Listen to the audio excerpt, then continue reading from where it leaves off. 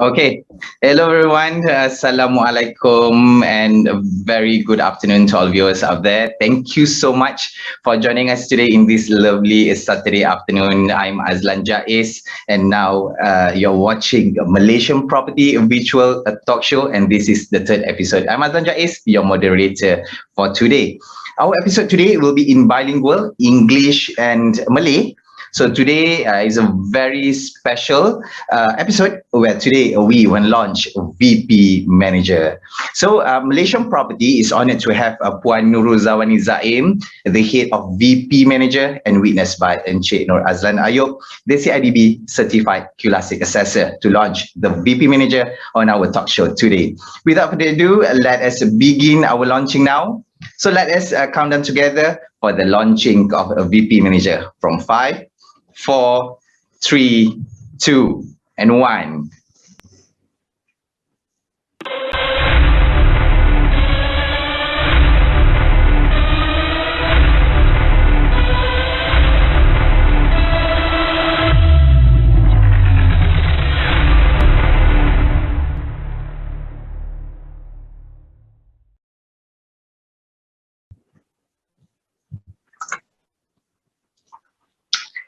As we know, our topic today is all about defect management and how to put smile on home buyer's face when vacant possession, or VP.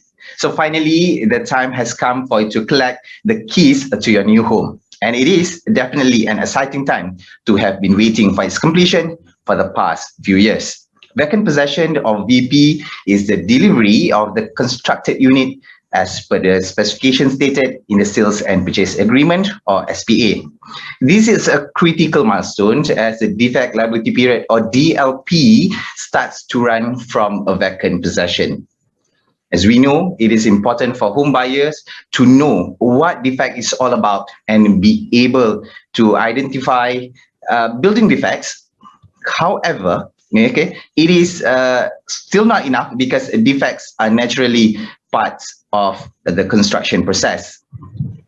The key issue is now, how to manage a building defect and how to manage a home buyer's expectation during a VP. So to reply all these, we have the privilege to have with us as our panelists today. So the first panelist is Puan Nurul Zawani Zaim, the head of a VP Manager.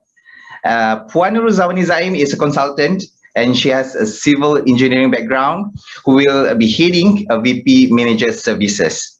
She will also be handling training and seminar. So apa khabar Puan Nurul? Khabar baik. Yes. Alhamdulillah. Okay, jadi terima kasih kerana bersama-sama dengan kami di Malaysian Property Virtual Talk Show. So and besides Puan Nurul, we have Encik Nur Azlan Ayub, CIDB Certified QLASIC Assessor. Encik Azlan is well-respected certified expert with extensive experience on managing defect for property developer. He is active in the industry as one of CIDB's designated QLASIC assessors and trainers, and regularly provide quality and defects training to developers, contractors and home buyers. Okay, apa khabar Encik Azlan? Baik. Alhamdulillah. Jadi terima kasih juga kerana bersama-sama dengan kami pada hari ini, Encik Azlan. Yeah.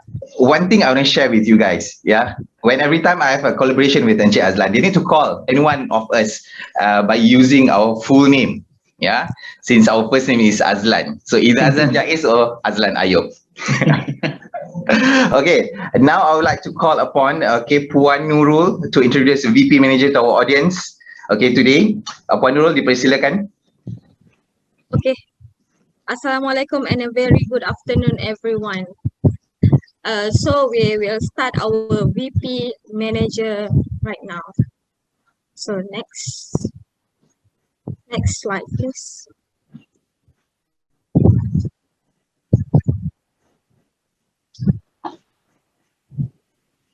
Okay, what is VP Manager? VP Manager is triggered to facilitate the vacant possession process from beginning to the end. It will help to connect developers, purchasers, or property buyers, contractors, and qualified assessors through this package. VP manager is a combination of technology and expertise for defect management system. Next slide, please. How our solution benefits your company. There will be four. By using VP Manager, it can reduce cost management and time, and it is paperless, which is time-saving, hassle-free of VP and defect management system, ease of access via phone, mobile, digitalized defect management with technical expertise, with benefits you with time and cost saving. Thus, will enhance your brand's performance and promote company value, and most importantly, to avoid disputes. Next slide, please. Right. These are the comparison between online and offline during vacant possession. We will talk about before and right now is the current situation right now. So before this, firstly, ownership of vacant possessions is by face-to-face between buyers and developers. Okay, they need to fill out various forms. To some extent, the risk of mismanagement of document is high. For the defect rectification process, the buyer has to go down to the field to see for themselves the repair process to ensure the process is fast. And the last but not least, there is often an agreement between buyers and developers about the dissatisfaction in terms of defects, because there is no proper standards as a guideline. Okay, next slide, please. Okay, this is now for the current situation. I cerita sikit about VP manager when it comes to VP. Okay, by using VP, developers and buyers will get easy online access. This access includes booking to collect keys, booking for training session using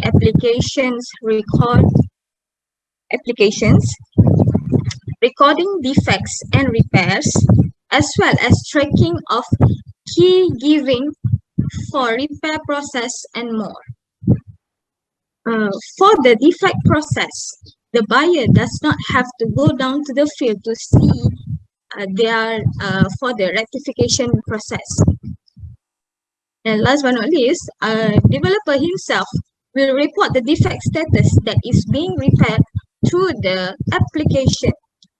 If the buyer is not satisfied with the repair made, the buyer can report back to developer until both parties is satisfied. Okay, next please.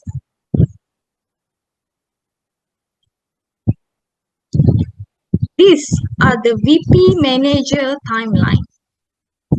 VP manager timeline, which it takes into position when the vacant possession is happened.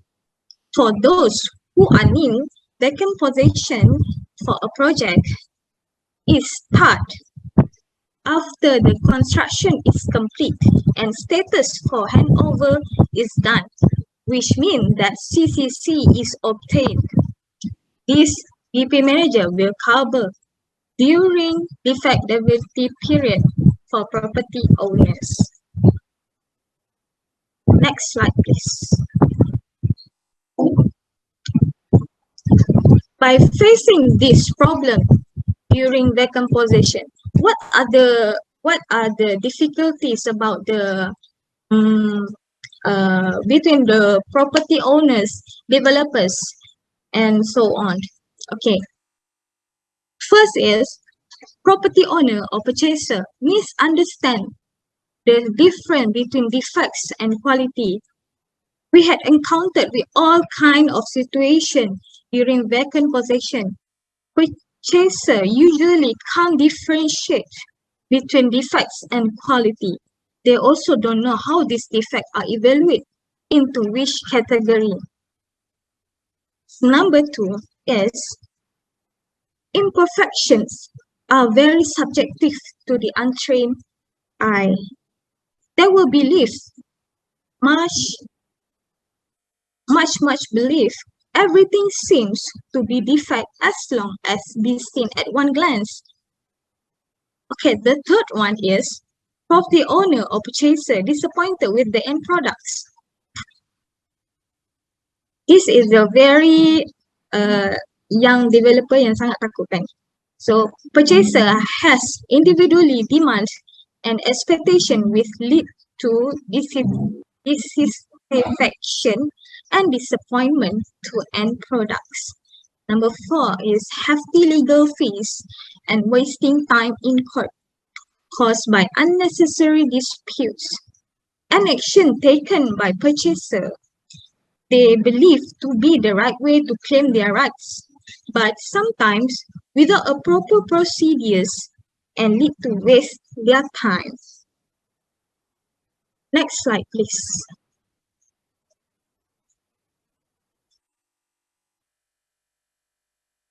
About the digitalization, the vacant possession and defect management system, this is what VP Manager is giving you. Firstly is the process of digitalizing defect repair are starting from the notification to the buyer to collect the key. The buyer is necessary to download the application to make a key collection appointment. Once the keys are handed over, the buyer can begin the process of identifying the defect of the property that had been purchased. All this can be recorded online or offline in these applications. Property owner will be notified of the repair defects via apps. This will help the management to manage defects systematically and effectively. Therefore, the developer can maintain the maximum level of defect rectification efficiency. Next slide, please. Okay. By VP Manager, how we can help you? First, we understand your situation in which we have VP Manager to help you. Second is, we will educate your project team, which means is developer and contractor. This is to prepare them to understand the requirement of CIS 7 to perform defect inspection.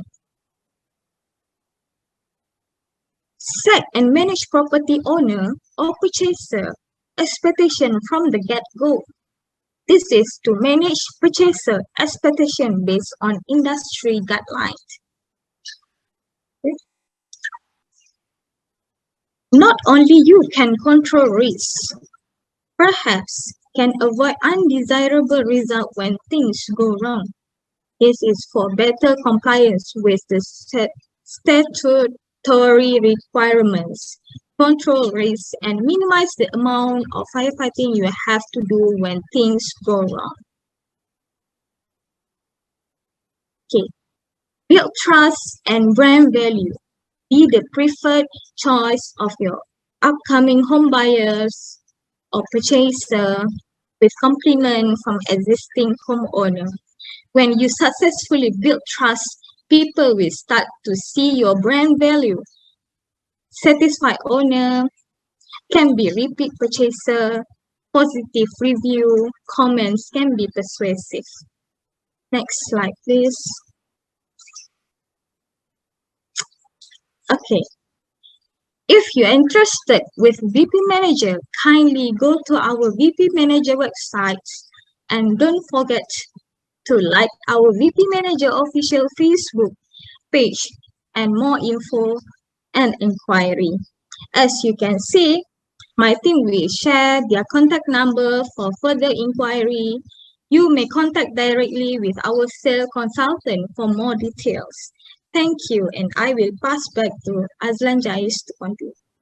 Thank Okay, you. thank you so much, Nurul. Okay, for the explanation of VP manager. There's a lot of actually problem happened once a VP.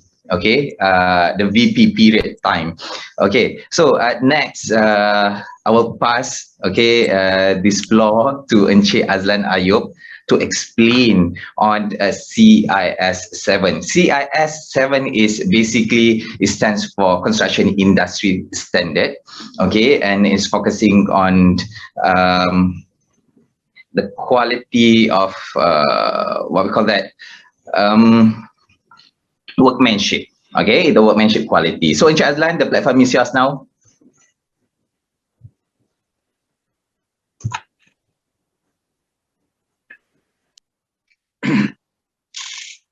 Assalamualaikum, selamat petang semua.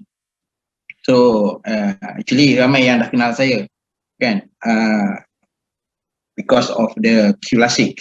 Okay, so hari ini saya akan terangkan macam mana QLASIK, apa itu QLASIK, apa itu Construction Industry Standard CIS7. Okay, next. Okey, untuk perkenalan yang tak tahu pasal QLASIK ataupun standard industri pembinaan CIS7 ini Okey, pertama sekali kita next. Okey, kita akan sebut apa itu standard standard industri CIS7. Ramai orang tak tahu, yang ramai yang kat luar tu dia tahu QLASIK tapi dia tak tahu apa kegunaan CIS7 ini. Okey, next. Okey, untuk perkenalan CIS7, next. CIS7 adalah singkatan pada Construction Industry Standard, okey. Dan next. 7 adalah merujuk kepada standard kualiti mutu kerja untuk industri pembinaan, okey. So basically CIS7 adalah satu kod pada CIDB, untuk standard CIDB untuk construction industry Okay, next. Okay, dia merupakan salah satu standard industri pembinaan yang telah dibangunkan oleh pihak CIDB. Next. Standard ini menetapkan keperluan dan pematuhan terhadap kualiti mutu kerja di dalam industri pembinaan bangunan. Okay, next. Standard ini digunakan sebagai prosedur atau tata cara penilaian QLASIK dan mutu kerja di dalam industri pembinaan bangunan. Okey. Standard ini tidak mengambil kira penilaian kualiti mutu kerja untuk kerja-kerja cerucuk, asas bangunan, substructure, kualiti bahan dan aspek reka bentuk. Okey. Next. Okey, apa yang ada dalam standard CIS7 ini? Okey. Okey, kita next.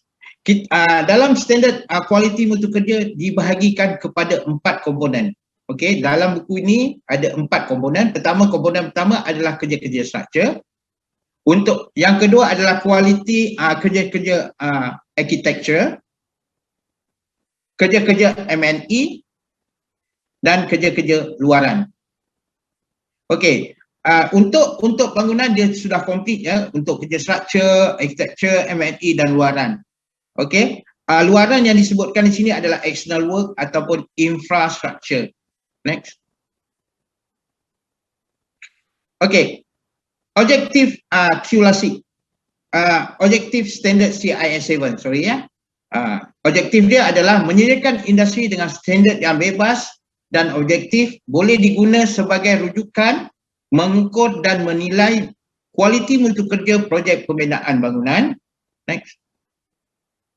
Mengurangkan pertikaian di antara standard-standard yang telah ada di dalam industri pembinaan bangunan. You know, sekarang dalam pembinaan bangunan kita banyak standard, kita ada JKR, kita ada PAM standard, kita ada BAM standard.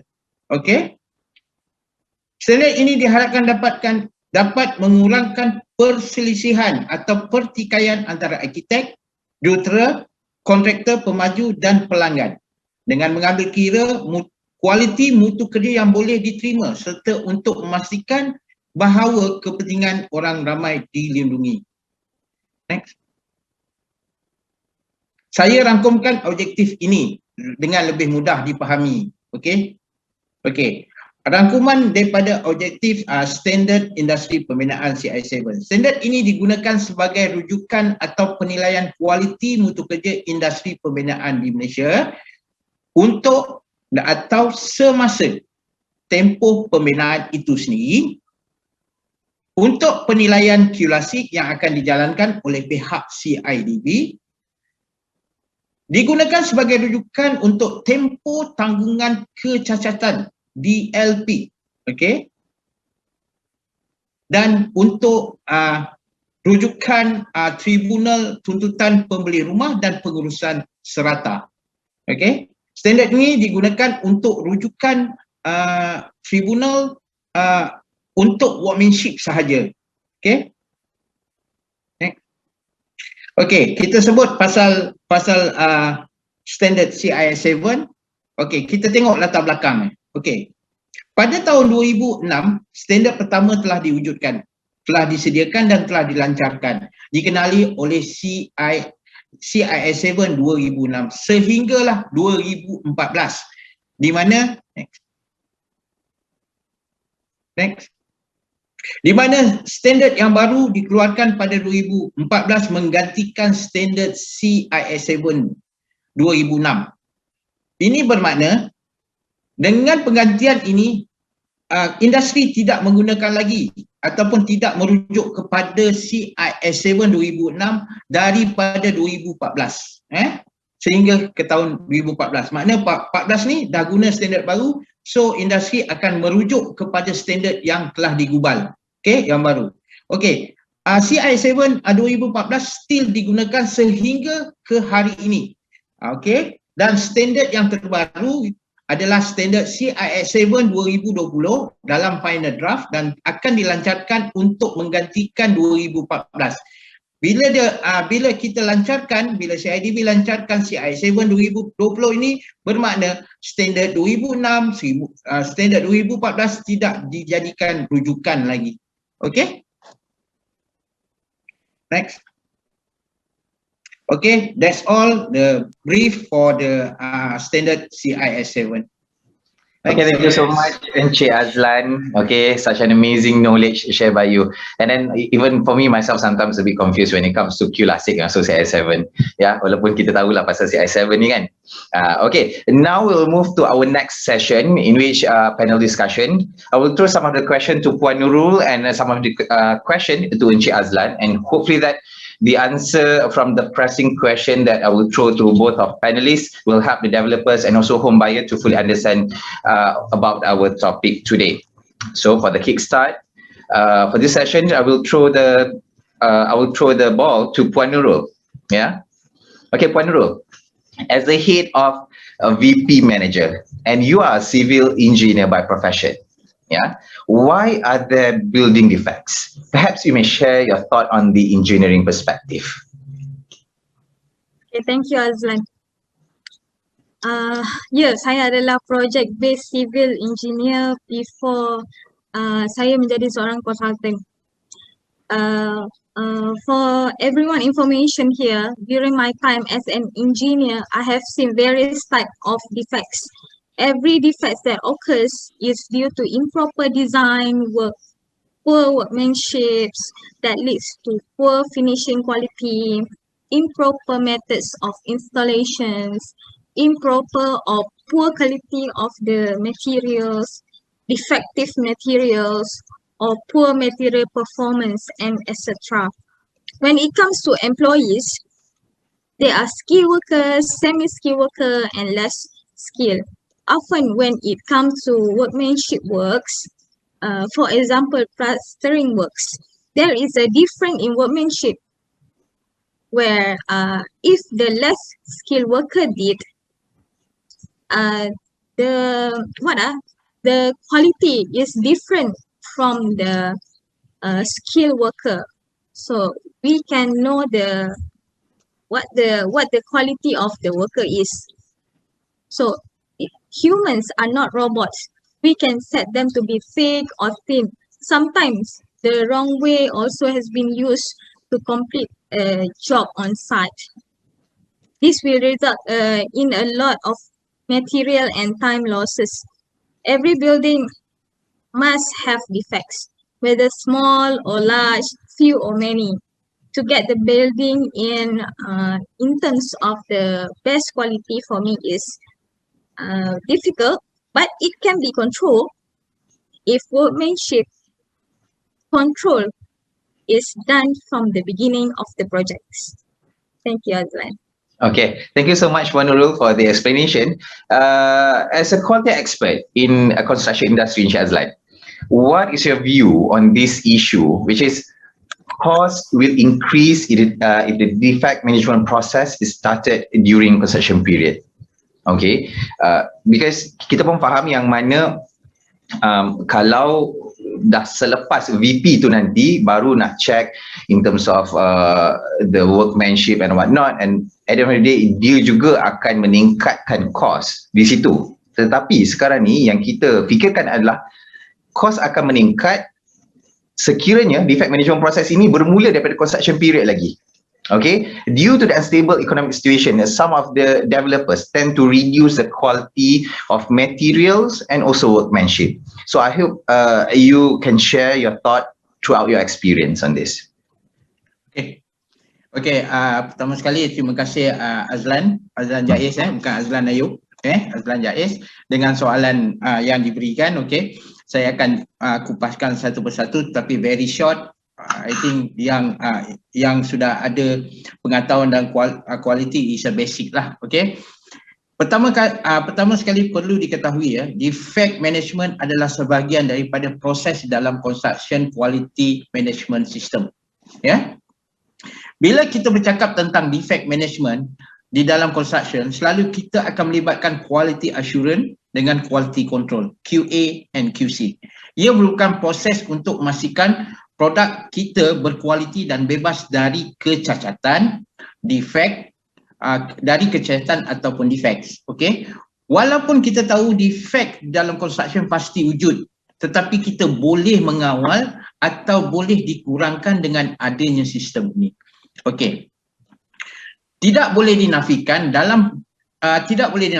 ada sedikit peningkatan kos yang akan berlaku bila mana kualiti ataupun defect management system ini dijalankan ketika construction stage. Okay, fakta kenaikan kos ini juga disokong daripada hasil penyelidikan yang dilakukan oleh CIDB pada tahun 2018 yang bertajuk Impact on Cost of QLASIC Application in Government Construction Projects.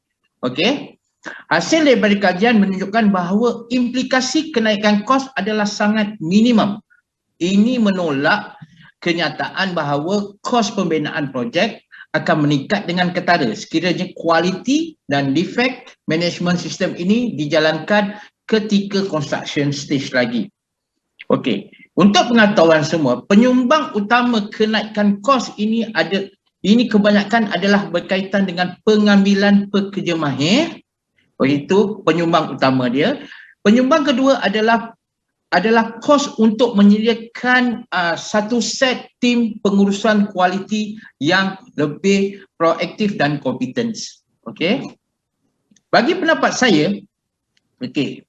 saya, quality defect management system yang menekankan preventive action lebih daripada corrective action ini banyak memberi faedah kepada kontraktor atau developer walaupun ada sedikit kenaikan kos pembinaan.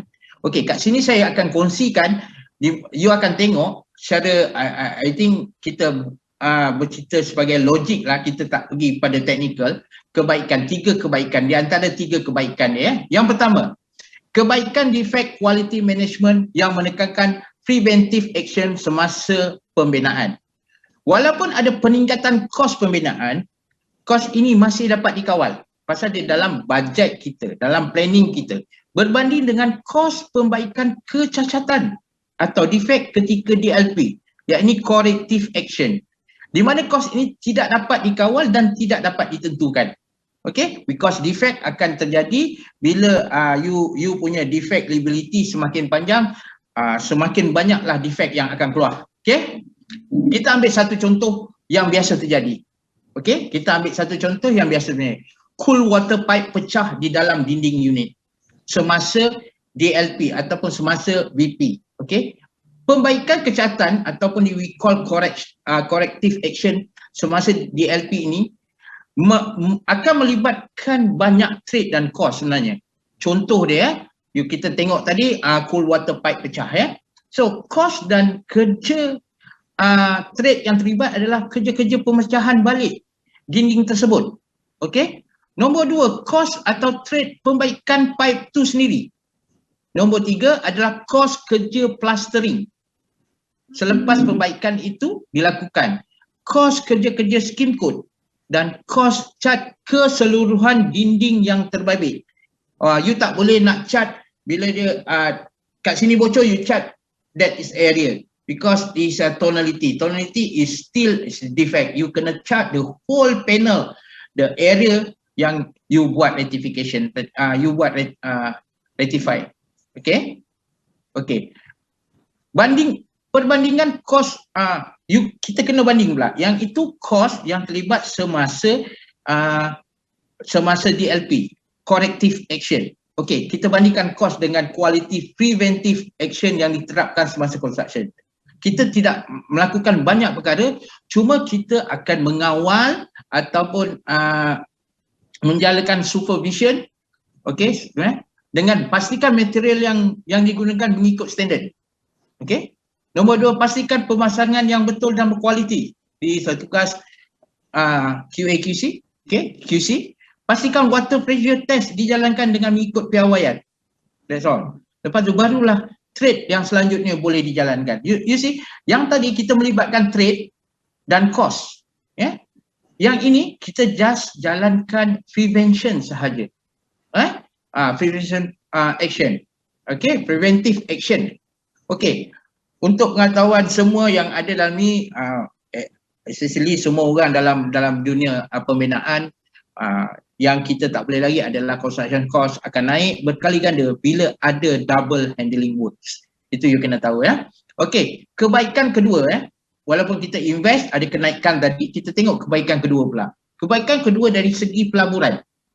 Okey, yang Puan Nurul cakap, pelaburan untuk penjenamaan brands syarikat itu kepada pelanggan. Okay, that is kebaikan kedua. Maknanya kalau pelanggan dapat yang sesuai, yang bersepuas hati, yang tiada yang kurang defect dan sistem defect dia yang kata orang systematic, transparent, that is akan menaikkan nama syarikat itu baik contractors ataupun developer. Okay, yang ketiga yang kita paling takut. Ini case ni saya banyak handle untuk tribunal. Okey, iaitu mengelakkan dari tindakan dan hukuman oleh pihak tribunal tuntutan pembeli rumah di dalam Akta 118, iaitu Akta Pemajuan Perumahan, Kawalan dan Perlesenan.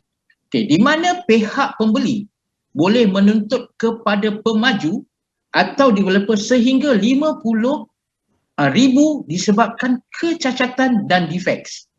Yang ini benar-benar berlaku dan saya banyak handle kes-kes ini. Even rumah yang paling kecil pun a few months ago, rumah yang paling kecil pun 900 square feet, dia pemaju setelah tribunal tuntutan pembeli rumah telah mengarahkan pemaju membayar kepada purchaser sebanyak 24,000. Okey. Bagi pandangan saya kualiti management system di dalam perusahaan perlu dijalankan oleh semua, termasuk kontraktor ataupun developer ataupun subkon. Walaupun dia meningkatkan kos pembinaan, tetapi dia memberikan banyak faedah di kemudian hari sebenarnya. Dia is satu pelaburan di mana you spend sedikit kenaikan, sedikit kos, tetapi you dapat get more, you dapat prevent benda-benda yang tak yang kita tak pasti lagi. That's all. Itu dia Cik Azlan. Okay, terima kasih Cik Azlan. Okay. Continuation what I asked Encik Azlan just now, okay, if the developer could not manage the defect during the construction period, okay, it will increase their cost for VP period, okay, and at the same time, it will tarnish their reputation. Okay, to Puan Nurul, but there is something which is always pop up in my mind. Memang sentiasa orang kata berlega-lega dekat dalam kepala saya ni. Okay, this question. Okay, the issue is most of developer, okay, they acknowledge, diorang sedar about this issue. Okay, but they tend to neglect perkara-perkara seperti ini. Okay, why did this situation happen, and how a VP manager comes into the picture and help the developer and home buyer? So saya pass kepada Puan Nurul untuk jawab soalan ni. Soalan ni kita banyak tuju kepada developer Alright, para developer. Memang kepada developer lah, cumanya Developer, right? ya. Okay, tak apa. Puan Nurul boleh teruskan. Okay. Untuk developer, sila jangan abaikan isu ni ya. Isu ni jika anda semua tak mengawalnya daripada awal, kos untuk baiki adalah kemungkinan 2 atau 3 kali ganda daripada kos masa pembinaan.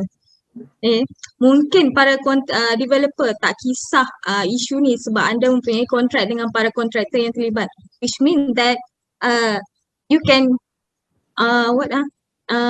punish the contractor sebab dia yang tak buat kerja, right? Dia yang tak buat kerja ikut standard.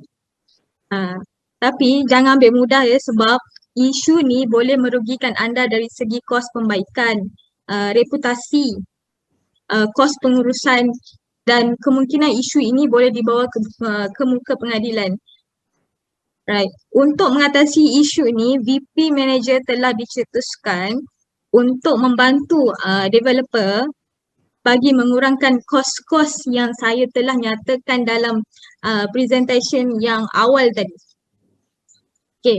Di mana adanya VP Manager ni, segala urusan dari bermulanya penyerahan kunci kepada pemilik sehinggalah tamat defect liability period seperti yang termaktub di dalam sale and purchase agreement adalah di bawah VP Manager. So, bila mana vacant possession berlaku, pihak pembeli akan datang untuk mengambil kunci unit masing-masing. Jangan risau, VP Manager akan membantu menyusun data setiap pembeli. Setiap perkara ini akan diselesai dengan secara atas talian, dan ini seterusnya akan memudahkan para pembeli menilai dan menaikkan balik reputasi anda dari segi pengurusan. Okay, VP Manager adalah satu sistem di mana kita menggunakan aplikasi atas talian iaitu Profix. Aplikasi ini akan menggabungkan developer, purchaser, contractor dan quality assessor seperti mana yang saya telah sebutkan sebelum ni.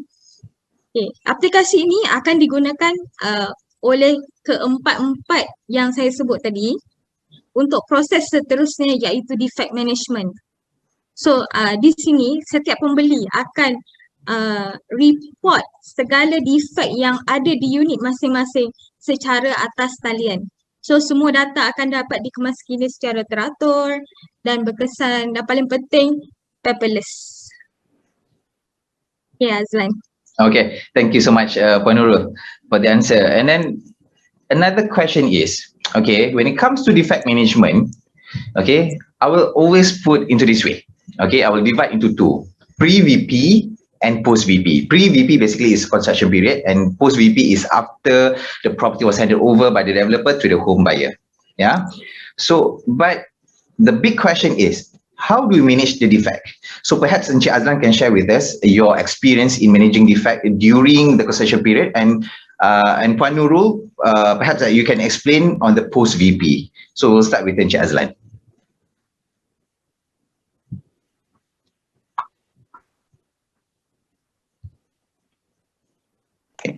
Okay, terima kasih Azlan.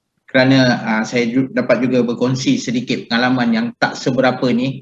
Okey, seperti yang kita telah bincangkan dalam di atas, kita bincangkan yang permulaan tadi, defect management adalah sebahagian daripada proses di dalam construction quality management system. Okey, dia sebahagian.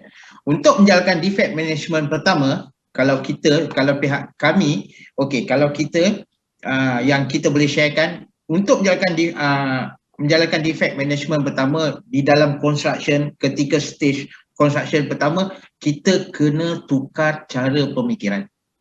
Okey, tukar cara pemikiran macam mana? Kita tukar cara pemikiran daripada corrective action kepada preventive action. Okey? Itu pertama.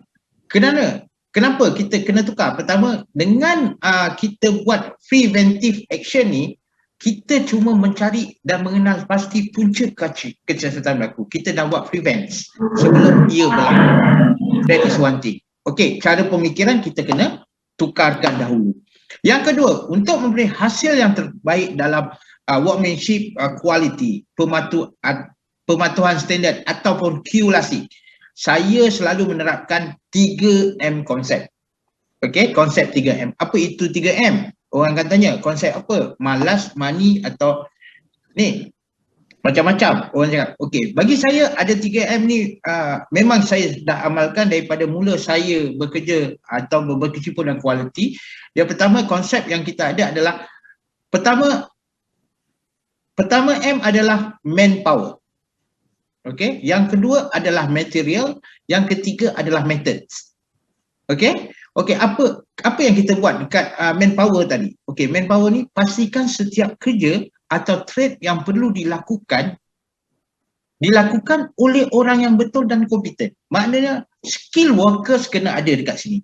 Okey? Nombor dua, mempunyai pengetahuan dan pemahaman yang baik mengenai setiap proses tersebut. Maknanya manpower kena tahu dan faham setiap proses yang dia buat kerja, yang dia perlu lakukan kerja. Mampu menangani proses mengikut requirement dan prosedur. Itu untuk manpower. Untuk segi material. Okey, kadang-kadang kita sebut material yang mahal dia berkualiti. Tidak semestinya. Okey, pemilihan material yang betul mengikut piawaian. Itu yang betul. Itu yang kita terapkan. Dan mengenali material itu, kelebihan dan kekurangan material itu. Supaya kita tahu macam mana kita nak manage that material. Kita kena kenal kelebihan dia dan kita kena kenal kekurangan material tersebut.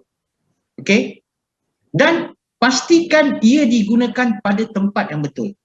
Sekarang, you tengok sekarang you tengok yang development sekarang, you tengok defect berlaku because material itu sendiri digunakan di tempat yang salah.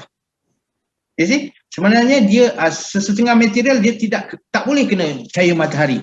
Disebabkan nakkan cantik ataupun nakkan lebih berwarna-warni macam-macam, dia akan letakkan di luar yang terdedah di matahari. Sedangkan kita tahu kekurangan material itu adalah tidak boleh kena pemanasan. Okey, yang keempat adalah avoid daripada substandard material. Okey, yang ini apa yang kita lakukan. Okey, dari segi method, macam mana kita nak tahu method? Okey, memahami proses dan bahan yang betul. Okey, yang kedua, menggunakan teknik yang tepat dan betul dalam melakukan proses kerja tersebut.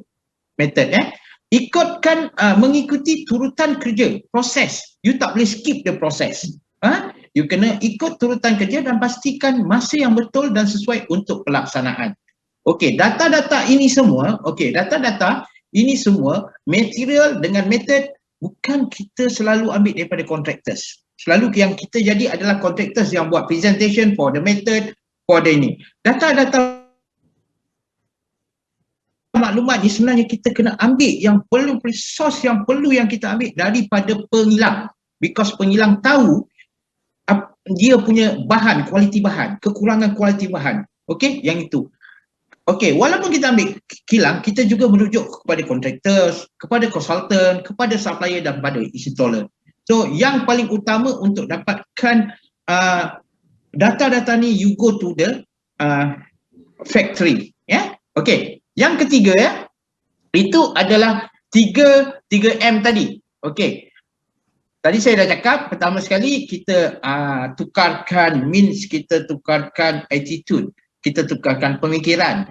Yang kedua adalah untuk konsep 3M. Betul. Okey, kita dalam 3M tu kita ada 3 barang, 3M, method, material dan manpower. Okey, yang ketiga adalah proses yang perlu, yang tak boleh kita skip sebenarnya.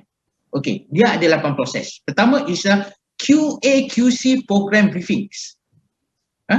Okey, you kena brief apa yang you perlu buat dalam QA QC, bukan kepada you, kepada semua semua yang terlibat dalam construction tersebut. Okey, yang kedua is project quality plan review. Okey, proses yang kedua. Yang ketiga is a material products briefing by supplier ataupun daripada factory. Okey? Okey. Lepas tu yang keempat adalah kita akan buatkan trade compliance awareness program. Maknanya setiap trade yang kita buat, kita akan buat the compliance awareness program. Maknanya kita ada training. Yang kelima, trade mockup for unit inspection. Okey, trade mockup ni kita akan buat, setiap trade ni kita buatkan mockup supaya dia orang boleh tahu dan kita boleh check. Mockup yang keenam adalah mockup unit for QLASIC assessment. Yang ketujuh ada handing over unit. Handing over unit in according to the acceptance level kita. Kita tak boleh nak handing over tak terus. Kita kena ada satu level yang acceptance level kita. Yang ke-8 adalah setiap kali proses ini berlaku, kita akan jalankan proses perform project quality audits. That's all yang saya dapat kongsikan daripada experience saya selama ini. Thanks, Azlan. Okay, thank you so much, Azlan. Maybe Puan Nurul boleh explain on the post VP tu ini, kita just ringkaskan saja. Berkaitan dengan post VP, kalau dari segi side VP manager, apa-apa yang selepas pengambilan kunci daripada developer, so semua pembeli akan start key in diorang punya defects melalui apps. Everything, semuanya dalam apps. So bila defects ni dah dimasukkan ke dalam apps ni akan tapis dan kita akan beri notification secara berperingkat lah kepada pembeli, kepada developers. Dan dia juga macam saya cakap tadi, dia adalah connection between fours, right? Ada 4. So ada pembeli, ada developers, ada contractors, dengan satu lagi ialah QLASIC assessor. QLASIC assessor ni yang akan membantu developers untuk mengenal pasti defects yang mengikut CIS 7 punya standards.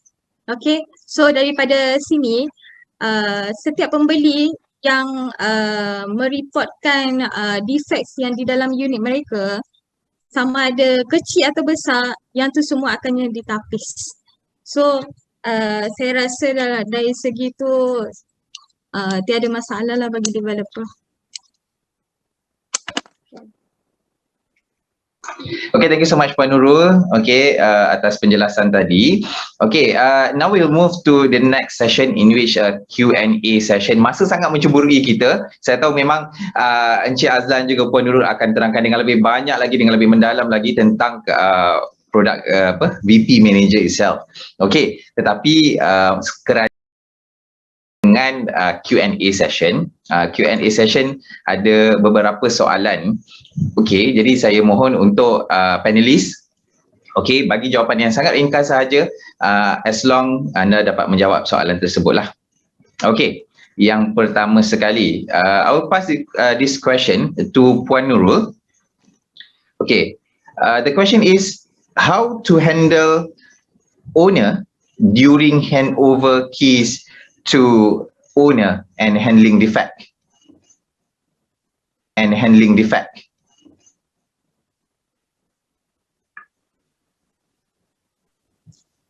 Okay, Puan Nurul boleh jawab? Alright. Saya akan terangkan dari sudut VP Manager lah sebab saya membawa VP Manager dalam ni. Okay. Dalam package VP Manager kita ada menawarkan apps di mana apps ni akan membantu developer untuk susun atur segala penyerahan kunci kepada pembeli.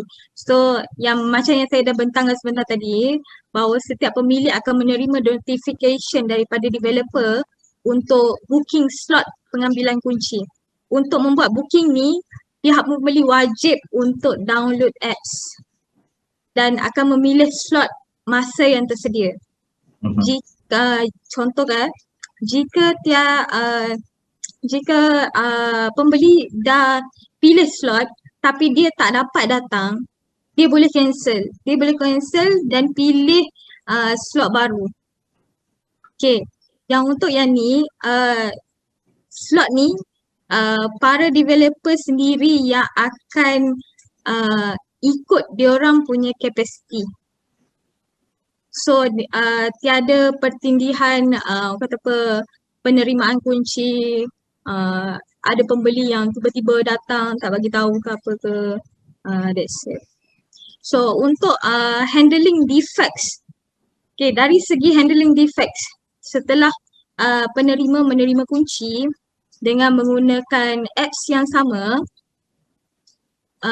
pihak pembeli boleh memuat naik diorang punya defects pada unit mereka sendiri. Maksudnya setiap apa yang diorang jumpa, contoh ada cracks ke apa ke, diorang boleh snap gambar masukkan dalam apps dan segala defect ni akan dihantar terus direct kepada developer. Ya. Yeah. So para developer tak perlu risaulah jika terlepas pandang kerana apps ni akan memberi alarm kepada developer sebagai peringatan untuk menyiapkan isu pembaikan defect secara sangat efisien dan cekap. Okay, Puan Nurul, terima kasih. And then saya tertarik dengan satu soalan ini. Okay, saya akan minta untuk Encik Azlan menjawab dengan ringkas.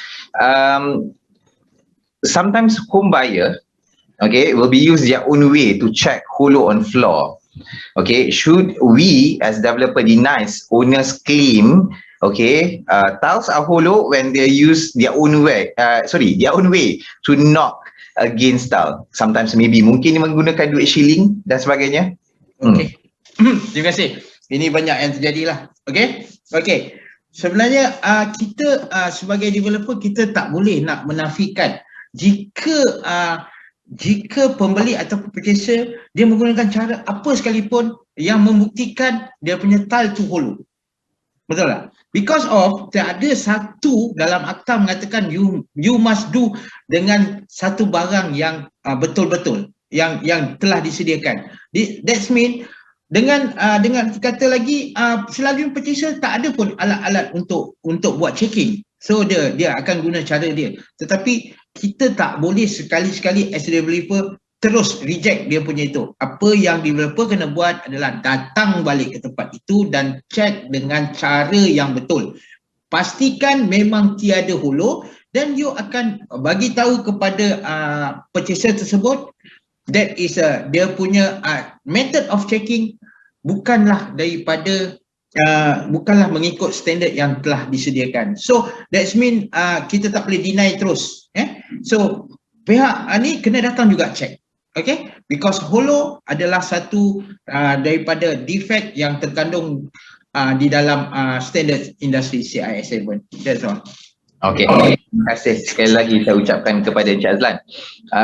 Okay, I think that's all for today. I'm so sorry because maybe our panelists cannot answer all the questions on the Q&A session. So hopefully that I can invite both of you, our panelists, to give the closing remarks. Mungkin Puan Nurul boleh start dulu for the closing remarks.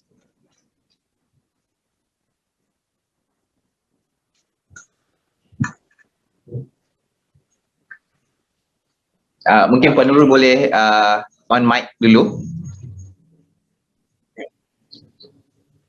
Okay, sorry.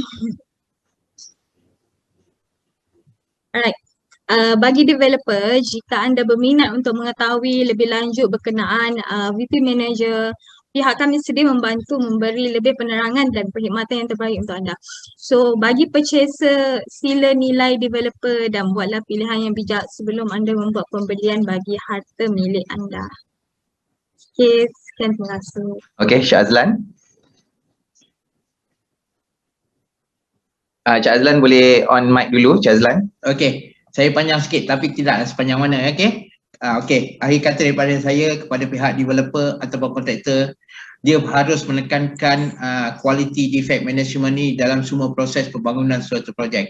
Dia termasuk daripada peringkat permulaan, yang ini konseptual, lepas tu peringkat pembangunan, reka bentuk, peringkat tender dan kontrak, peringkat pembinaan dan peringkat tanggungan kecacatan DLP. Kepada home buyer, pastikan defect inspection yang dilakukan adalah mengikut standard-standard yang ada di dalam Malaysia, dan jika melantik mana-mana defect inspector, pastikan mereka adalah yang bertauliah dan kompeten. Okey, bagi saya tagline saya adalah pembeli ada hak mereka, kontraktor dan developer ada tanggungjawab mereka. That's all. Okay. Once again, thank you so much to Encik Azlan and Puan Nurul, untuk you punya penerangan tentang VP Manager dan juga apa itu CIS7. Yeah. Okay, now we will have a poll session where all the audience need to answer the question given in the poll. It only takes a few seconds. You don't have to read this. It's not a pressing question like I've thrown to all the panelists. It's a very simple question. Okay, while our audience answer to our poll, yeah, I would like to share my own thought on this session. Yeah, to manage home buyers' expectation after they receive the house key on vacant possession is one of the hardest part. You as developer need to be ready. Yeah, by controlling the defect management during the construction period and by educating them on what defect is all about. May help you as a developer to go through the process flowy and smoothly. Okay, we only have a few seconds left. Nampak tak dia macam mengejar masa? Tidak, jangan risau. Okay, so you still have the time to answer the poll. Okay, it's a very simple question for you to answer.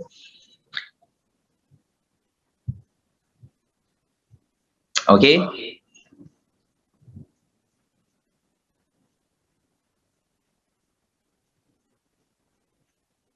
So there's a lot of our participants are still ongoing to answer the poll question. Okay, this is very, very simple question. Okay, once again, thank you so much to Encik Azlan and also Puan Nurul Zawani for your time, okay, for this lovely Saturday afternoon, your weekend. Okay, and then a huge thank to all viewers, okay, for being online with us today. Okay, we'll be right back on next Saturday, February 27 at 3 p.m. So I think we can end our poll session. So thanks a lot for the cooperation by all the viewers. Okay, that's all we have for today's show. Yeah, Azlan Jais is signing off. So bye-bye. Assalamualaikum and have a nice weekend.